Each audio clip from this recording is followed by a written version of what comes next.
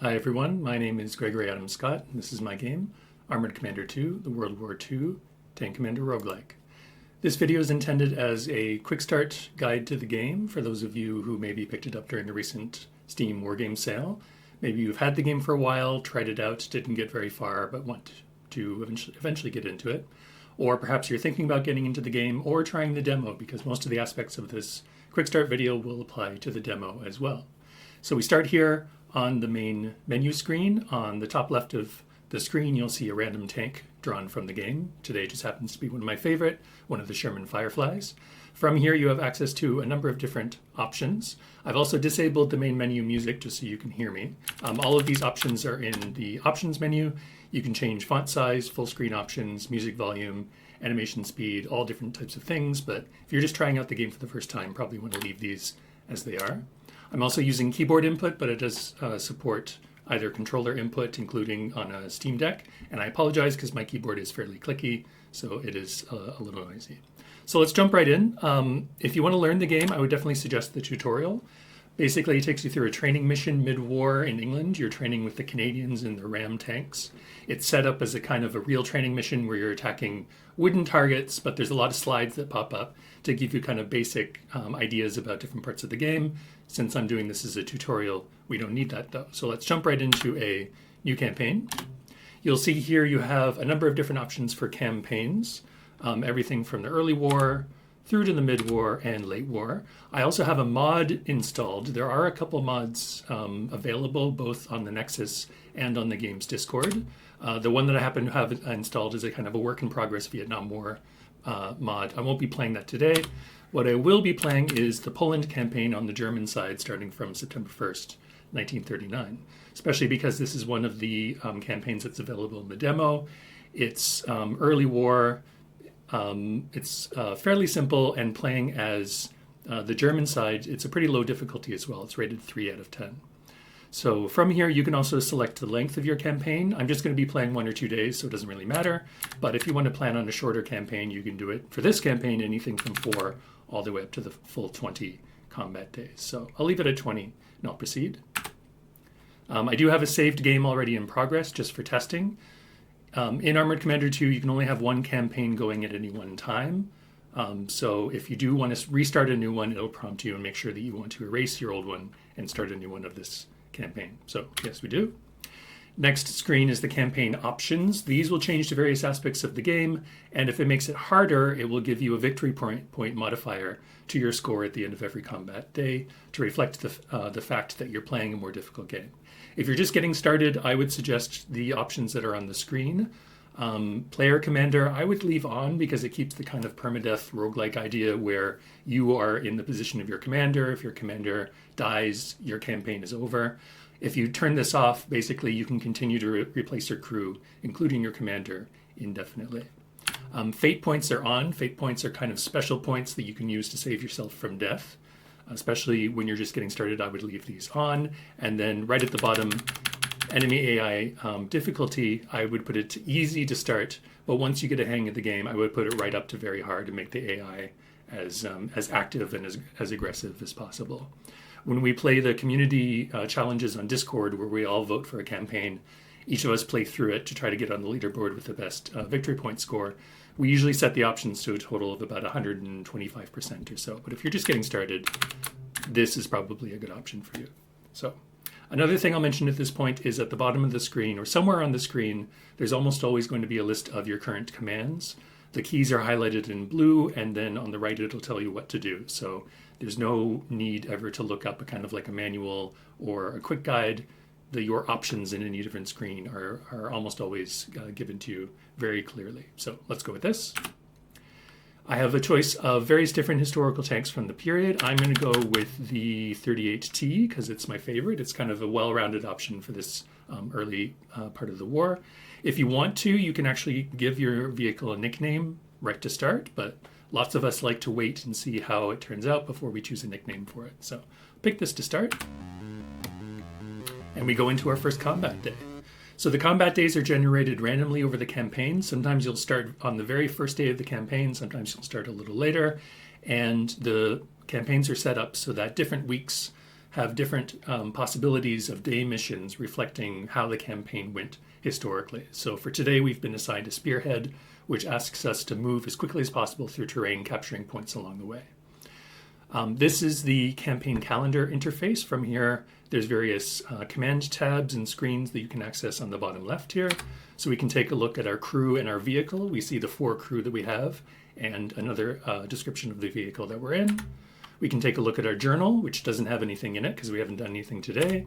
And then finally, the field hospital. If one of your crewmen gets seriously injured, they might be sent to the field hospital to recover. Once they're finished, they're back and they can be reassigned to your tank if necessary. So the first thing you want to do in a day is go to your crew and apply your advance points. Your commander is more experienced, a higher rank, and thus has more advanced points. Your other crew will probably only have 1 or 2. So let's go into our commander. You can see he hasn't been given a nickname yet. He has a randomly generated age. He has his rank. We can see that he's assigned to our Panzer 38T. His position is commander and gunner, so he's both commanding the tank but also operating the main gun as well. He has a number of stats: perception, morale, grit, and knowledge. Of these in the early game, grit is the most important because it gives you a slight bonus to avoid injury if you get incoming attacks. So the first thing I'm going to do is increase his grit. If your stats are between, I think, 1 and 5, if you spend an advance point to increase it, it'll go up by 2. After 5, you have to spend an advance point to increase it just once. And you get advance points by gaining experience, going up levels. Sometimes you can get advance points by getting a promotion, which happens periodically through the campaign as well.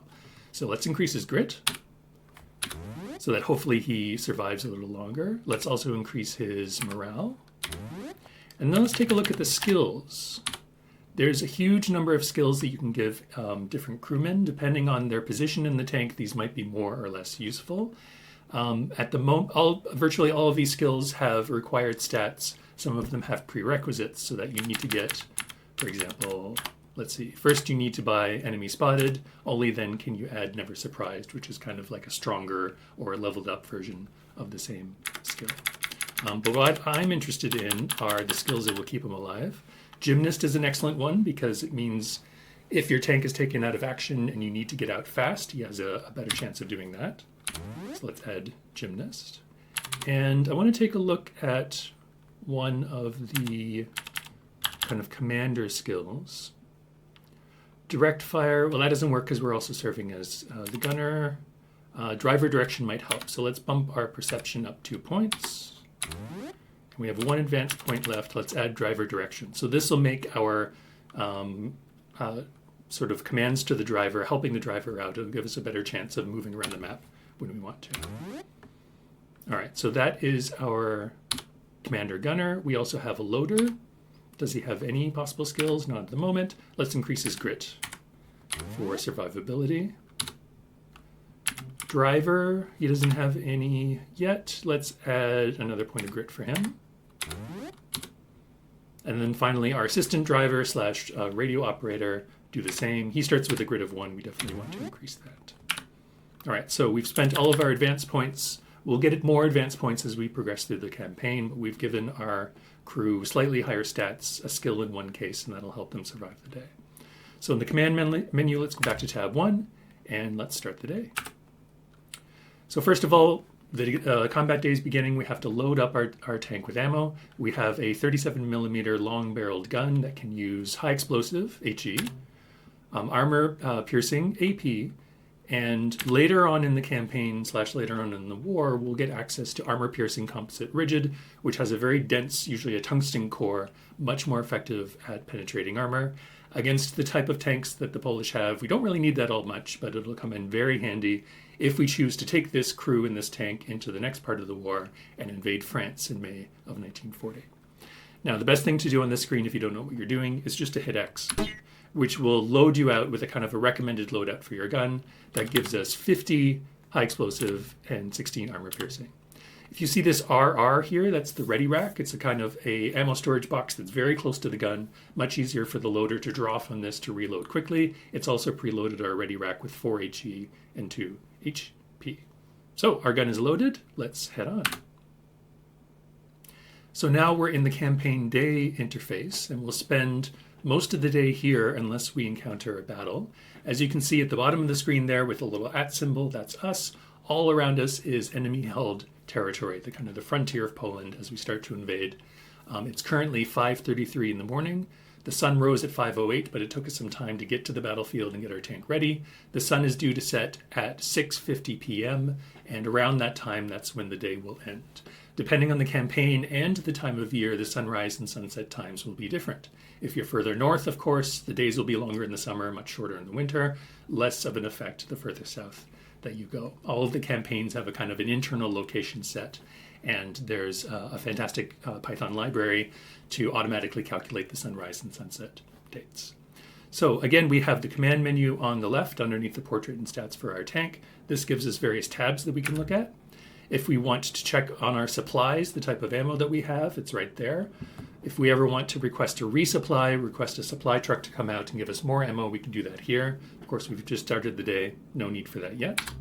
We also have our crew menu where we can take a look at all of our crew, go into their crew menu just like we did before. You can even increase stats and spend advance points from this interface if you want. You don't have to wait until the end of the day.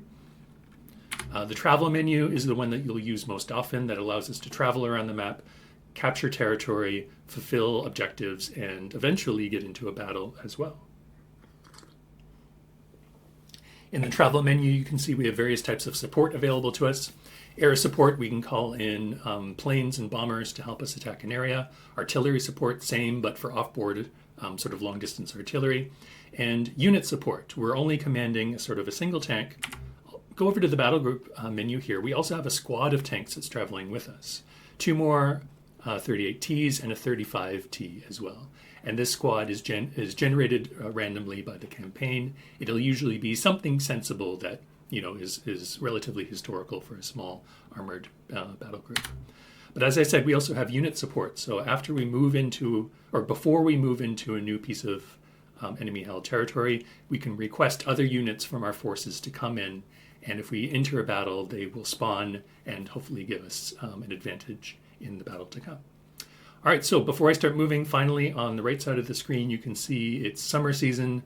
The weather is scattered clouds, warm with gusty winds, and the ground is dry. All of these will have a kind of a subtle effect on different things like smoke. If it's overcast or foggy, of course, you can't call in air support. Very limited radar at this time. They need to see something to attack it. The winds will affect things like dust. The ground will affect your speed moving over it and a chance to bog down, all of that kind of thing. So if I use my mouse, I can hover over any of these hexes and get an idea as to what's there. We can take a look at the objectives on the map, which will give us bonus victory points for completing them. On the bottom left, there is one that if we just do reconnaissance in the area, then we get a bonus. If we head over here, we can recon this area. Up here, we can capture this area for 10, and finally another one for capture. So because this is a spearhead mission, the further up we go into the map, the higher the victory points are. So I think I do want to grab this recon at least. So let's set our direction to kind of up and right. To recon it, it'll take 10 minutes. So let's hit R to recon this area. All right, our recon units have come back and said it's about 5 out of 10 enemy strength. They estimate that there's 2 cavalry squads and an anti-aircraft gun. These are just estimates. It's not necessarily what you'll encounter if you move into this zone. And there's different skills that you can give to increase the accuracy of reconnaissance as well.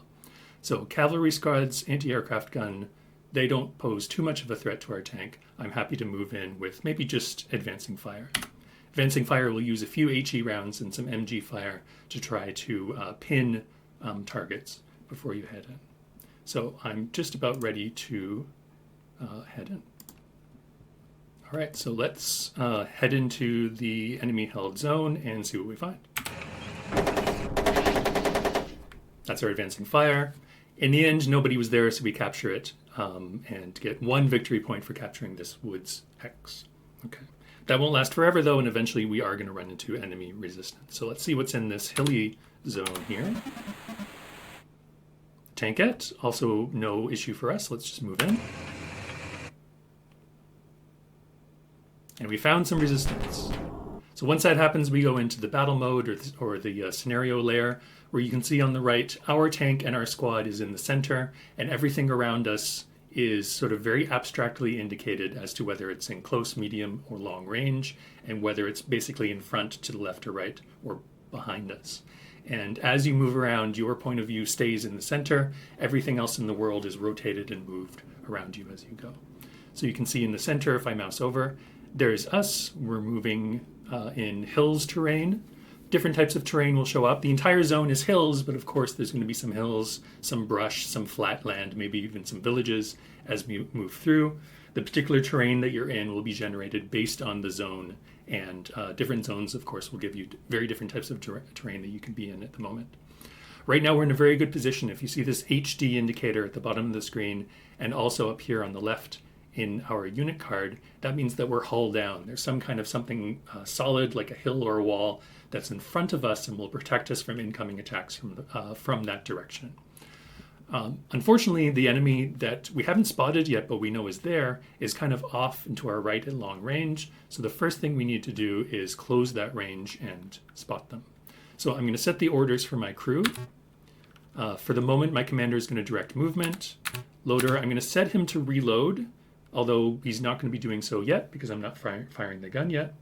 One useful thing that you can do is by hitting X, you can save this as the default order for your crewmen, which means you don't need to set it every time a battle starts. So that's set. It also sets their hatch status. If you'll notice here, 2 of the crew who have hatches, they have this BU next to them, which means buttoned up. If I open my hatch, it changes to CE, crew exposed. That means I've opened up my hatch, popped my head out. I can spot a lot more. As you can see, with the hatch down, I can only see short range. With the hatch up, I can see all the way to long range. But being crew exposed is very dangerous. If any attacks come in, if there's an air attack, an unexpected, any kind of fire coming in, your crewman will be vulnerable because he's sticking his head out. So I'm going to keep buttoned up for now because I want to survive. Set the driver to drive. That's a good thing for him to do. And assistant driver, what's he going to do? I'll put him on the MG for now, although he's not going to be in range for a while. Okay. So the combat is divided into phases, as with many war games. At the moment, at the top, you can see we're in the command phase. Once you've set all of your commands and you've got your hatches in the right position, hit the space bar to go to the next one. We're now in the movement phase. Because our driver is on the move order, we can use the arrow keys to turn. So I'm going to turn clockwise 1 hex side. And as you've noted, I haven't moved at all, but that enemy has rotated around from our point of view. So we're now facing directly towards them. And the next thing I'm going to do is try a forward move.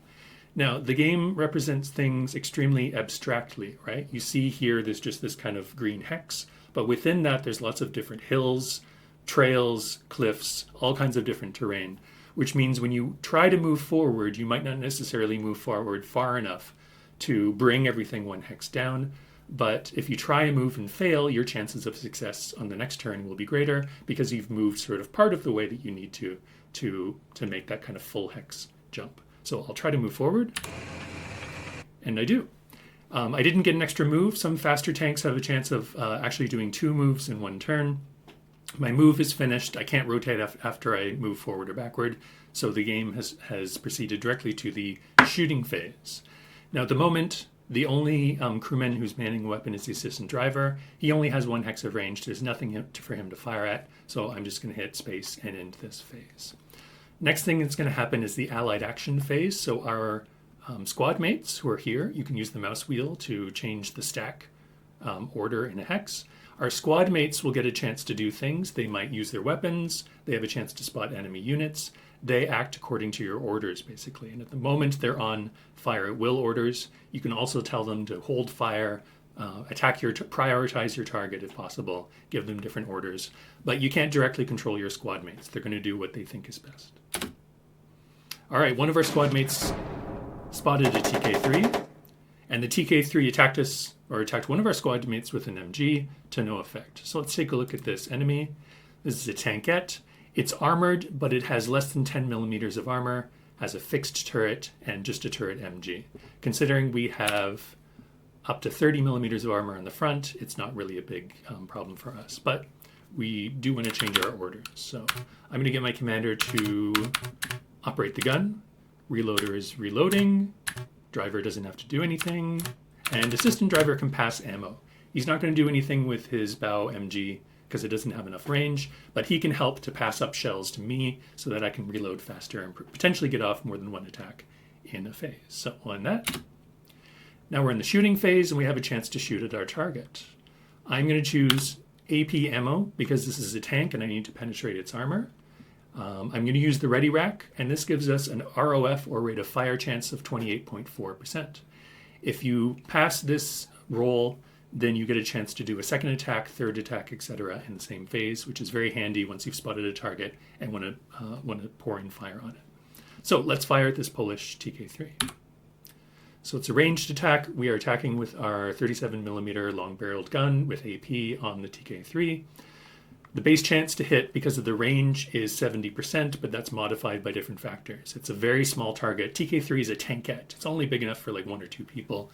So in all of the various terrain and combat conditions, it's hard to get a bead on it. We do have a long gun, however, so we get a plus 12% to hit at medium range, but it's a small caliber gun, which means it has less power. It's not going to be able to throw that shell as accurately and as far as we might otherwise would have liked. These modifiers will change based on circumstances. What's the terrain of the target? How far away are you? Have you moved or not? Is there smoke? Is there fog, etc.? There's a number of different modifiers that can change this roll. But the final chance is 46%, which isn't bad, so let's give it a try. And we get a hit. We rolled 7.6, which is less than 46%. We didn't get rate of fire, so that's the only shot that we'll be able to do this turn, but still that's not too bad at all. So when we end the shooting phase, the allied units will get a chance to shoot, and then we'll see the resolution of this shot as well. Oh, resolution first. So the base score to penetrate is a 9. Penetration scores are done on a 2d6 roll, so we have to roll a 9 or less. There's no modifiers in this case. End chance for a 9 or less on a 2d6 is 83.3%. We rolled a 65.4. Target was penetrated and destroyed. It'll very quickly run through the last phases. There's no enemies left, and so we've won the battle. We've captured this zone. We get another, I think, 1 VP for capturing the zone, another 1 VP for destroying the enemy, and the combat is over. So that's the kind of the flow of the game. That's how it runs. You move around this campaign day map, capturing territory. Sometimes enemies will capture your territory as well. You could also be attacked or ambushed. And anytime there's a battle, you go into the scenario screen and fight it out with different units. So let's keep going on the map. We recon that zone, so we get a nice little bit of VP. In this zone, there's an artillery gun, anti-tank gun, and an infantry squad. Considering that we're doing a spearhead and we want to move up as much as possible, I'm going to ignore that zone and keep moving. I don't want to run into an artillery gun. Armored car, okay, that we can handle. So let's call in some support, even though we probably don't need it for an armored car. I just want to show you how to use it. And let's call in some air support as we go in. That'll slightly increase our travel time, and whether or not we encounter enemies, our support level will be slightly decreased. So the more you draw upon support, the less chance you have of actually getting it for future battles. No resistance. And as you can see, our allied units who are also fighting on different parts of the map have captured this unit, this zone down here, G6. So they ended up taking out those units. We didn't have to. So we have a villages zone, 2 infantry squads, and a tankette. That seems fine. Let's call in support again, just to show you how it works if we get a battle. And we do. All right, so air support. We are rolling for it. It was a success. Here it comes. They have a chance to spot units because they have a much better vantage point. They attacked, but it had no effect. Okay. Enemy forces get, in this case, get a chance to act first because we were ambushed. There's different situations that affect your chance of ambush. There's a skill, I think it's a campaign skill that can reduce the chance. Also, if you go into battle crew exposed with your hatch open, there's a lower chance of ambush. At the same time, though, that's very risky. So I'm going to set my commander's default order to operate gun.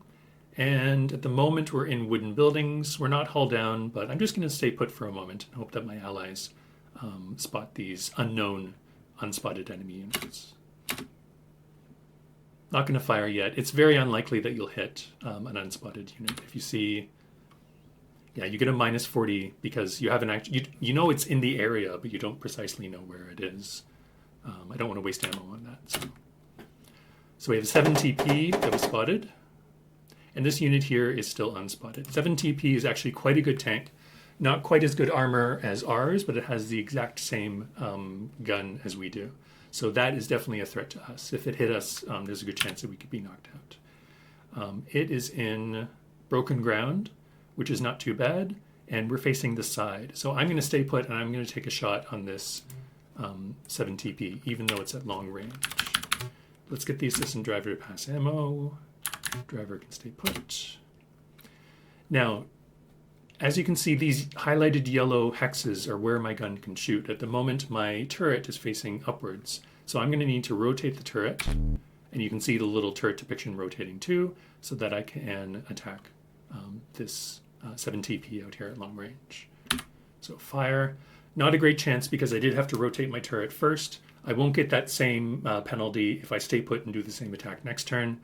But I'm going to do it anyway, even though it's a low chance. If you shoot at a target and miss with a gun, you get a bonus later on because you're kind of narrowing down the range and ranging in on the target. So basically, as a kind of a ranging shot, I'll do this one. I missed, but I maintained rate of fire, so I'm going to take another one to build up that ranging bonus.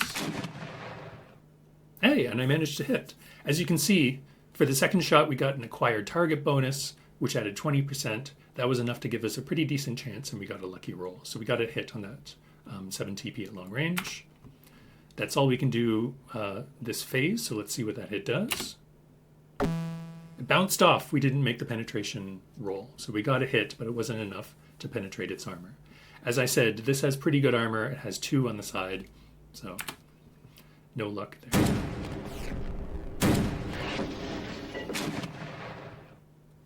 All right, so our allies took a couple shots to no effect, and the 7 TP shot at one of our squad mates and missed, luckily. So, driver, you just stay put. You don't have to do anything. I'm not going to move. I'm going to take the exact same shot again. Because now the maximum ranging bonus you can get is plus 35% for what's called dialed in, so I have a very good chance of hitting now. Hit. And again it bounced off. This tank is invincible. Squad mates attack. They're firing HE. Got some firepower on the Takzanka, which is kind of like a horse and cart with a yeah, they're both Tanzankas. It's like a cart with horses and a machine gun on the back. Got some firepower on them to no effect. And the 7 TP fired back. If we stay in the same position for too long, he's probably going to get a hit on one of my squad mates. But I want to stay put because I'm going to get another pretty decent attack. Unfortunately, the target has dust around it, which is going to make it slightly harder to hit. Missed that time. Got some more firepower, and Zenko was destroyed. Oh! I hit the spacebar too fast and went through. I was moving. I was rushing. I hit the spacebar and didn't actually do an attack. The 7 TP got a hit on one of our squad mates, but it bounced off the armor. I need to take that tank out. So, shooting phase, fire. Don't skip it this time, Greg. Got a nice hit. Let's try for another one. Got 2 hits. One of these has got to make it. Yes, that took it out. 7 TP was destroyed by me. Excellent. Oh, random event. Enemy air forces are coming in. Attacking with machine guns, bombs, more machine guns. Luckily, it had no effect. All right, so now all that we've got left is this machine gun on a carriage. Let's try to close the distance and take it out with MG. I could use HE, but we've got a pretty fast tank. I think I can close the distance and just take it out like that. So this time, driver, I want you to drive. Actually, I'll direct you for the first one just so we can make sure we get into range. Good. Maybe my squad mates will take it out. No. All right, now we're in range. Let's operate the MG. Oh, it's hard to hit because it's a small team and it's in dust and it's in brush too. I think we have to get closer. Oh, got 10 firepower on it.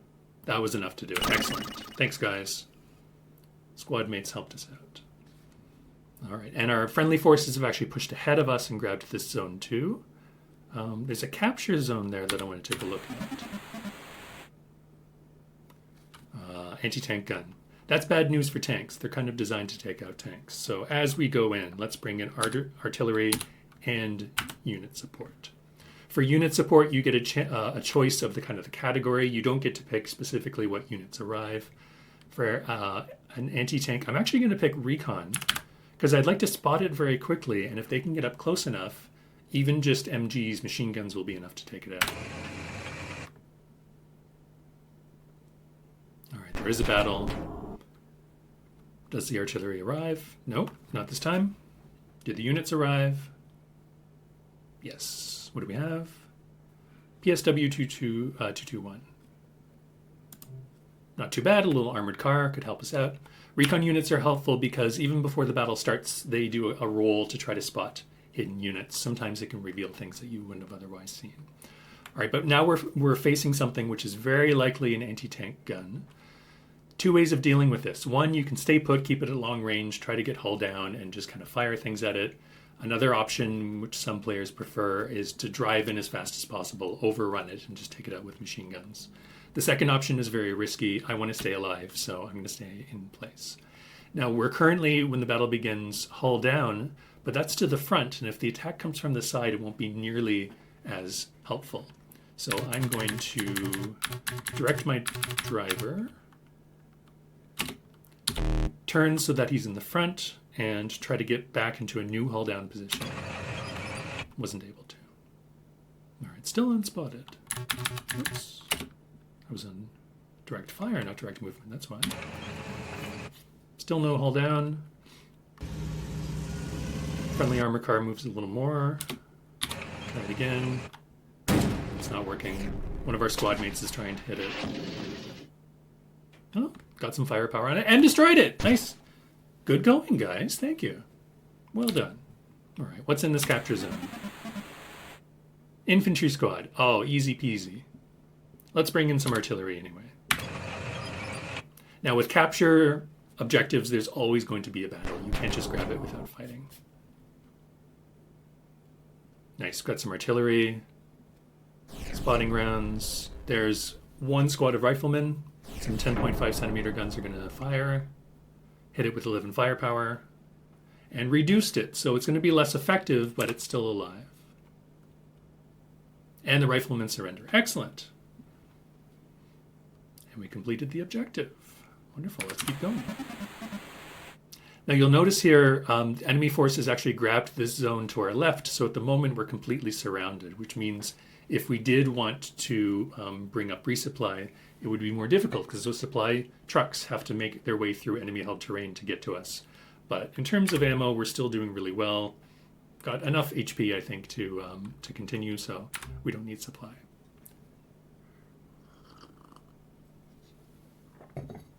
So we keep spearheading forward. There's a support weapon team, which is probably not too big of a deal. No enemy resistance. You'll notice that depending on where you want to go, the amount of time you need to spend to move is going to be different. Moving into hills, 40 minutes. Moving through woods, 45. Moving just into fields, just 35. Another support weapon team. Battle commences. And let's set to operate MG and operate MG, because it's likely an infantry team. The recon is not always exactly correct, but our best guess is that's what's there. All right, let's lay down some firepower and see if we can draw them out. Nice, we got it 4. Getting some good rate of fire. And we spotted light mortar team. Not too much of a threat. They could get a lucky hit on us, but it's very unlikely. So I am going to close the gap. Didn't move far enough for a full hex move. And because we're moving, the target is a small team. It's in the woods. It's almost impossible to hit. So I'm not even going to fire. My squad mates will. Nope, still nothing. Try another move. There we go. Now we're closer range, still impossible to hit. All right, now that we're this close, I'm going to do an overrun attack. So I have my driver on drive. Everybody is manning their weapons. And in the movement phase, I'm going to hit O. Overrun attack means you drive in very close point blank range with the enemy. You do an attack, and then you pull back to your original position. And the mortar team, I don't think they can even try defensive fire because they do ballistic attacks, and it's going to be very impractical to fire at a tank that's kind of bearing down on you. So first with the coax MG, we're in closer. So even though they're a small team in the woods, we do get a nice bonus from being at such close range. You'll notice one new modifier has popped up, crewman fatigue. Your crewmen, especially if they have lower morale, get tired as the day goes on and as they participate in combat. That is applied as a negative modifier to their actions. So we got 8 firepower with the coax. Let's fire with the bow MG. No effect. Squad mates will join in. This is going to be a massacre. 48 firepower, that'll do it. Oh, easy. And it's gone. All right, so friendly forces have pushed forward. We now have a line back to our battle, original starting point. But this is a spearhead mission. I want to keep going. It's a truck. No problem. I say no. So get your MGs ready. It's likely a truck. Getting close, try to spot it. Got some firepower on it, and it's a truck. Now, it could be carrying something, which might be dangerous, but we'll see if we can just take it out. Nope. They spotted us, and it doesn't do anything. Okay, another overrun attack. That was a bad roll. That was also a bad roll. Come on, squad mates. There we go. One high explosive hit, and it's done. So because we moved to the edge of the map, and it's a spearhead mission, meaning we're kind of moving in one direction, the game generates a whole new map, and you start at the bottom of this new map area. But the victory point values for capturing zones in spearhead go up and up and up as you move further into the map, even into extra map areas. So very much as it encourages you to kind of move forward as much as you can. So infantry squads, I know how to deal with them. Recon. No, nobody was there. That works fine for me. We can recon this zone. Complete an objective, but we want to keep moving forward. Anti-aircraft gun. I can't remember if the Polish have like large caliber anti-aircraft guns or it's just small. Well, let's find out. And it's getting close to the end of the day, so let's start using up our support.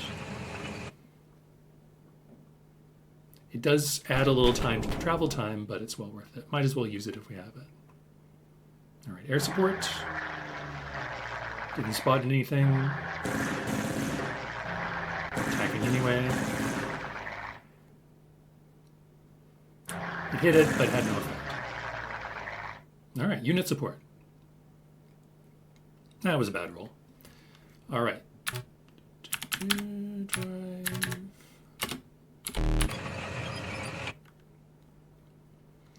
So we moved, and after the move, this enemy now has a dark sort of block around it, and it says LOS blocked. That means that in the very complex battlefield that's represented abstractly here, there's something very solid between us and the enemy. It's impossible for us to attack them until we move, but also they can't attack us either.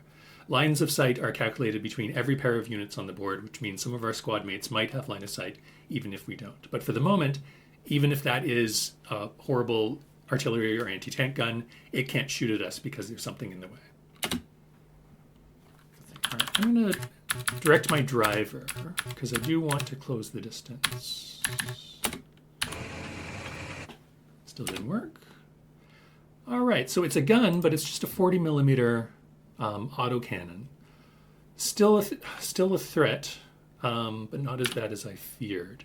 And at the moment, it is packed up, which means it's not deployed for firing. So until they do that, unless they do that, they can't actually shoot at us.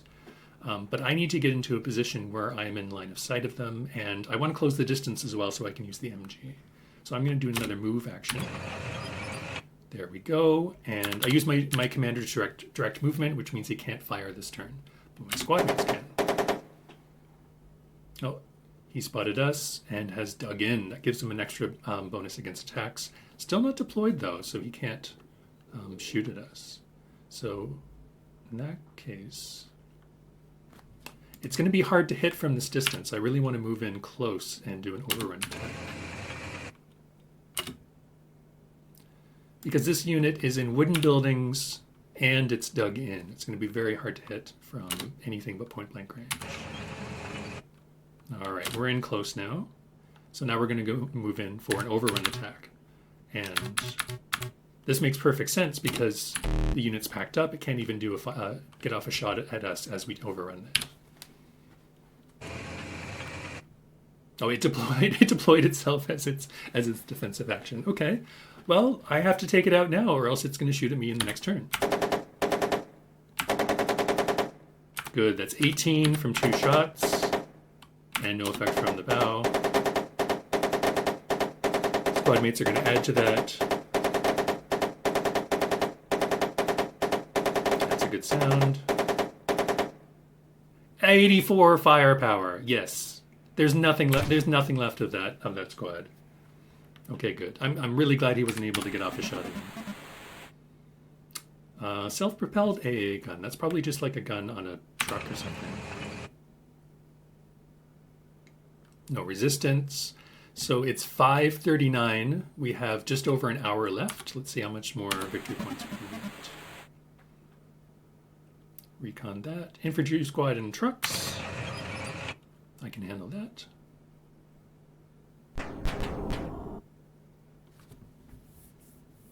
Enemy had a chance to act. They didn't do very much. So 2 of these we have line of sight blocked, and the other one we don't. So I'm going to first try to spot them.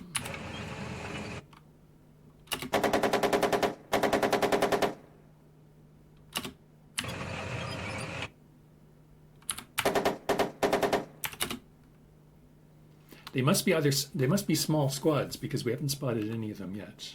Let's try to put some firepower on them and see if that changes anything. I did say try. Nothing. Okay, it's just a rifleman. Oh, but in buildings and dug in. No effect. So just like the case with the last one, I want to move in close. Why not? What's the chance my gun is going to jam or break down at this point? All right, so we spotted a truck at long range. Squad mates are joining in. And the riflemen fired back with rifles, of course, to no effect. These tanks are not going to be damaged by rifles. So again, overrun. Nice bonus there.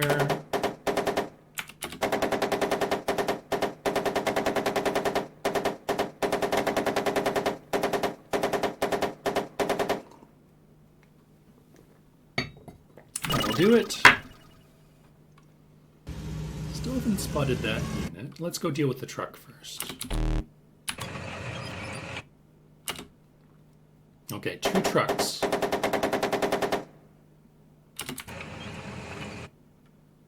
Don't have line of sight.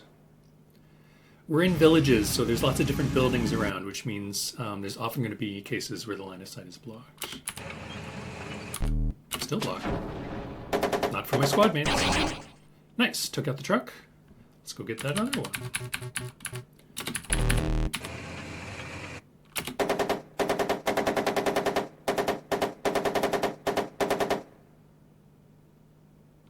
That did it. All right, so 9 minutes left in the day. And that's it. So at the end of every day, you get this report. You get some stats on how many battles you fought, how many zones you captured. On the right, enemy units destroyed. Over the day, we earned 83 victory points. However, because of our campaign options making things much easier, there is a penalty of minus 25%, which means we got 63 victory points for the day. Not too bad for our first day. What was the outcome for our crew? Everybody survived, obviously, because we didn't take any damage, and we didn't have our tank knocked out and have to bail out. I didn't get a level up because it wasn't that many experience points that we get. Crew experience points are based on your victory points, your final victory points after modifiers for the day. But my loader and my driver and my assistant driver each got a level up. So we're back on the campaign calendar screen. If we go to the crew menu, you can see each one of these crewmen now has an advance point, which we can use to increase their stats, give them extra skills, etc. And that's how it proceeds. If we go to the next day, which happens to be 2nd of September, you can see we're now on the 2nd of 20 campaign days. We keep our victory points from the last day and we proceed into a new day. Happens to be the same mission, but on some days you'll be in a more equally matched battle. Sometimes you'll just be asked to recon a zone and it'll be very low resistance. Sometimes it'll be a fighting withdrawal where the forces are overwhelming you and you have to fight as you move down the map, and various different other types of missions as well. So I'm going to leave it there for today. I didn't get a chance to show you the bailout procedure, which is an entire mini game within the game that happens if your tank is knocked out and you need to get out of it very fast. But trust me, if you try the game out before long, you'll be seeing that for yourself. So thanks very much for watching. I hope this gave you a kind of a quick introduction to the game. I always call these quick start videos. They always end up being like 45 minutes long. It's just kind of the nature of the game that it requires that much. So thanks very much, everybody, and bye for now.